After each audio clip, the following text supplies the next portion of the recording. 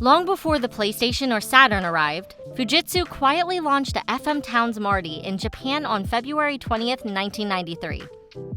At first glance, it looked like a generic gray console, but under the hood, it was historic. Often cited as the world's first 32-bit home console, powered by an Intel 386SX CPU. It even beat Commodore's Amigo CD32 to market by several months. Yet despite that head start, the Marty faded almost instantly from the gaming spotlight.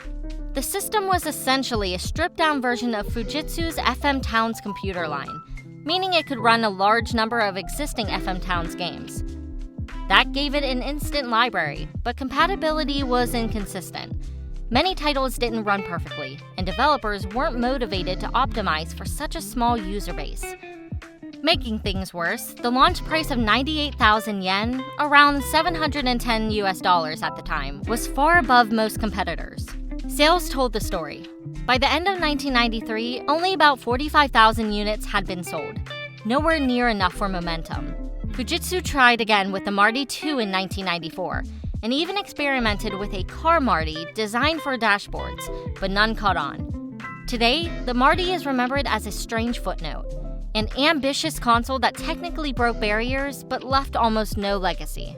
When people talk about rare consoles, most think of the Virtual Boy or 3DO, but there's one machine that makes them look common, the Halcyon. Created by RDI Video Systems, the same company behind Dragon's Lair, the Halcyon was announced in 1985 as the world's first true AI-powered game system. Its price alone made it infamous, with bundles ranging from $1,800 to $2,500, more expensive than a used car at the time. The promise was futuristic. The Halcyon paired a Z80-based computer with a Laserdisc player and came with a headset for voice commands. Marketing even leaned into sci-fi comparisons, drawing parallels to HAL from 2001: A Space Odyssey. 6 games were planned, but only 2, Thayer's Quest and NFL football LA Raiders vs. San Diego Chargers, ever reached playable form. In reality, the system never truly launched. It was reportedly test-marketed in Southern California, but pulled before national release. RDI's funding collapsed under the strain of manufacturing cost, and the Halcyon vanished almost overnight. Today, fewer than a dozen confirmed units are known to exist, making it one of the most elusive consoles in history. For collectors, it isn't just rare, it's practically mythical. In 1995, Casio tried to do something no other console maker dared: target young girls directly. The result was the Casio Loopy, a pastel-colored machine with a built-in sticker printer. Yes, every game could generate real adhesive stickers you could peel off and stick to your notebook, backpack, or walls. Instead of pitching graphics or horsepower, Casio leaned into creativity, fashion, and fun. The console launched exclusively in Japan, and its library tells you everything about the audience Casio had in mind. Titles revolved around dress-up, makeup, romance stories, and cartoon mascots, hardly the typical fare of the mid-90s console wars. The Loopy's most unusual accessory, the Magical Shop, even let players connect to a VCR or DVD player and capture frames of video to print as custom stickers. For kids, it's like combining Photoshop, Polaroid, and Nintendo into one device. But as creative as the idea was, the Loopy never stood a chance. By 1995, the PlayStation and Sega Saturn were pushing 3D graphics, and Nintendo was preparing the N64. Casio's sticker machine looked more like a toy than a rival console. With only about 11 games released and virtually zero marketing outside Japan, the Loopy quickly slipped into obscurity. Today, it's remembered less as a failure and more as one of the strangest, most charming oddities in console history. Imagine buying a DVD player in 2000 only to discover it secretly doubled as a game console. That was the idea behind Nuon, a chipset developed by VM Labs and embedded into select DVD players from brands like Samsung and Toshiba. The pitch was bold: enhanced DVD features like zoom, alternate angles, and hidden extras, plus the ability to play 3D games. On paper, it sounded like a futuristic bonus. In reality, it became one of gaming's strangest dead ends. The Nuon's best-known title was Tempest 3000, a trippy arcade shooter by Jeff Minter that pushed the hardware in wild ways. A handful of other games trickled out, but support was almost non-existent. Most buyers didn't even realize their DVD player had Nuon functionality, and retailers rarely promoted the feature.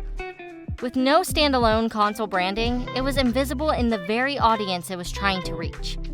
By 2003, Nuon was effectively dead, with only a small library of games and a scattering of compatible DVD players left behind. For collectors, it's one of the oddest pursuits. You're not just tracking down rare discs, you're also hunting specific DVD models that can even run them. Nuon is a reminder that sometimes even clever ideas vanish when nobody knows they exist.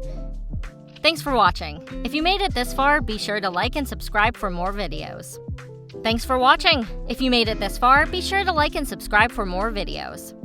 In 1994, Bandai decided to aim a console squarely at kids who didn't care about specs or arcade ports.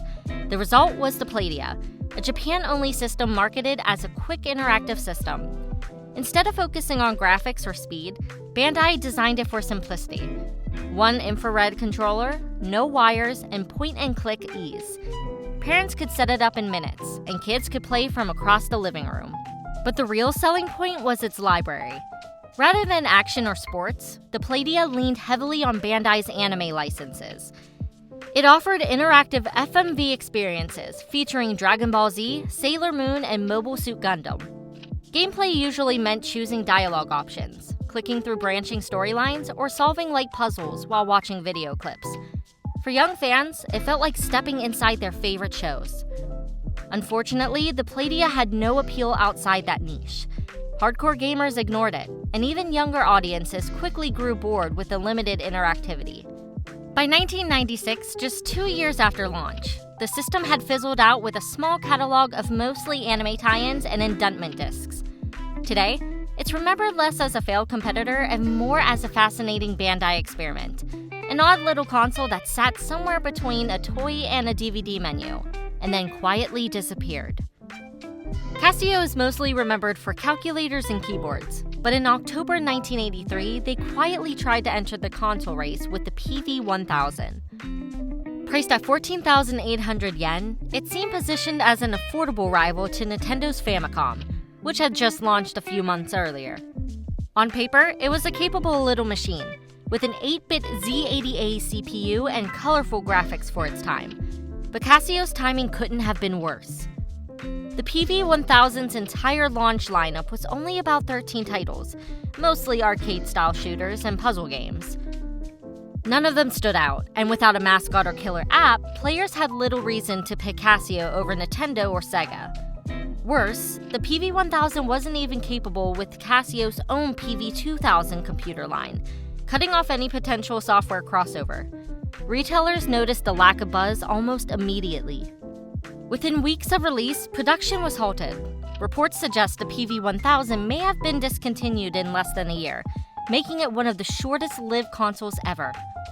While Nintendo's Famicom was cementing its legacy, Casio's experiment was erased from history almost as quickly as it appeared.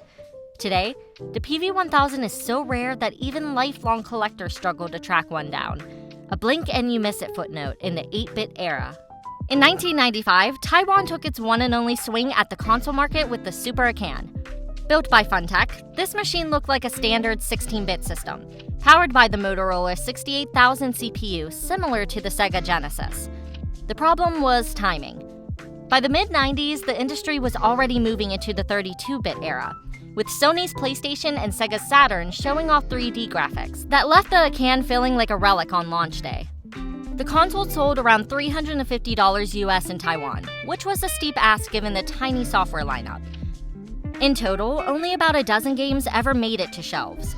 Most were uninspired platformers or clones of popular titles, and without third-party support, there was no momentum. Rumors even circulated that some of the games were recycled PC projects hastily ported to pad out the library. Funtech reportedly lost over $600 million US on the venture, a devastating sum for a small Taiwanese company. To cut their losses, unsold units and development kits were allegedly dismantled and sold for scrap. Unlike Sega or Nintendo misfires, which at least had global recognition, the Super Akan barely registered outside Taiwan. Today, original units are nearly impossible to find, and when one does surface, collectors treat it as a ghost from a console generation that never was. In 1992, Radio Shack thought it had the next big thing for living rooms. the Video Information System, or VIS. Built by Tandy and running Microsoft's short-lived modular Windows, the machine was pitched as an all-in-one multimedia player that could handle educational software, games, and interactive CD-ROMs. On paper, it sounded futuristic. In practice, it became one of the most embarrassing flops in retail history. The VIS was sold almost exclusively through Radio Shack stores, with a price tag of around $699. The pitch was that it could double as a family computer without the hassle of setting one up. But its software library was paper-thin, filled mostly with dull educational discs and simplistic games that looked dated next to consoles like the Super Nintendo or Sega Genesis. Customers expecting futuristic alternative got clunky menus and sluggish load times. The reaction inside Radio Shack stores summed it up perfectly. Employees gave it the nickname virtually impossible to sell. Sales were so abysmal that the system was discontinued by 1994, with only about 11,000 units ever sold.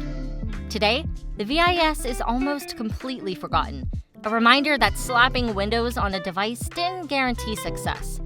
For collectors, it's one of the hardest systems to track down, not because it's coveted, but because nobody bought it in the first place. Years before the Wii changed living rooms, a little-known console called the Zavvi X-Board was already experimenting with motion control.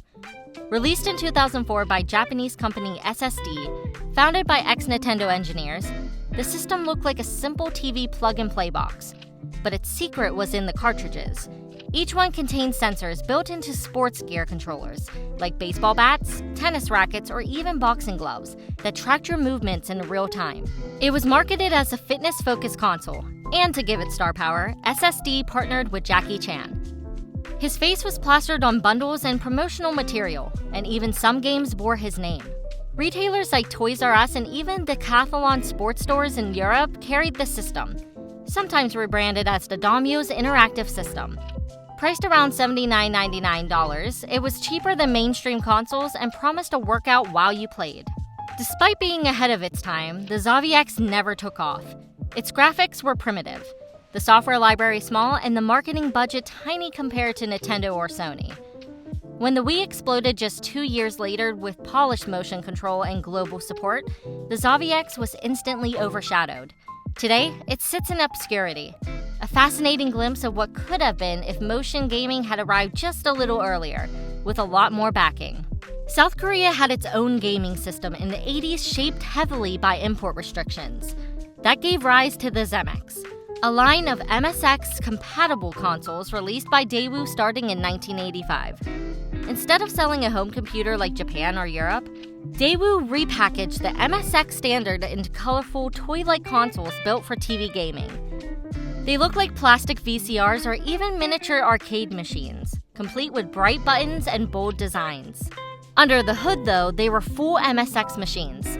That meant players could pop in any MSX-compatible cartridge, giving the ZemX access to hundreds of games. From Konami classics like Metal Gear to countless Japanese imports. For South Korean gamers who couldn't easily buy Famicoms or Segas due to government restrictions, the ZemX was their entry point into modern gaming. But outside Korea, the system barely existed.